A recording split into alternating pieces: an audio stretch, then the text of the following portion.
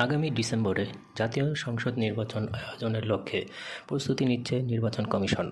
এই জন্য প্রাথমিক প্রস্তুতি শেষ করে আগামী জুন-জুলাইয়ের মধ্যে ত্রয়োদশ জাতীয় সংসদ নির্বাচন কর্মপরিকল্পনা ঘোষণা করার চিন্তা করেছে সাংবিধানিক এই সংস্থা। সাংবিধানিকভাবে জাতীয় নির্বাচন কমিশন আয়োজনের দায়িত্ব ইসির। নির্বাচনের দিনক্ষণ তারাই ঠিক করে। তবে ছাত্র জনতার অভ্যুত্থানের মুখে আওয়ামী লীগ সরকারের পতনের পর পরিবর্তিত পরিস্থিতিতে আগামী সংসদ নির্বাচন কবে হবে তা মূলত নির্ভর করছে অন্তর্বর্তী সরকার ও রাজনৈতিক দলগুলোর ঐকমত্যের ওপর। অন্তর্বর্তী সরকারের প্রধান উপদেষ্টা অধ্যাপক মোহাম্মদ ইউনূস একাধিকবার বলেছেন, আগামী ডিসেম্বর থেকে 2026 সালের জুনের মধ্যে নির্বাচন হবে। ইসি সূত্র জানায়, ডিসেম্বরে নির্বাচন করার প্রস্তুতি নেওয়া হচ্ছে। এই জন্য একটি খসড়া পরিকল্পনা করা হয়েছে। কর্মপরিকল্পনায় নির্বাচনের সুনির্দিষ্ট দিন তারিখ ঠিক করা না হলেও প্রস্তুতিমূলক কাজ এগিয়ে নেওয়া হচ্ছে।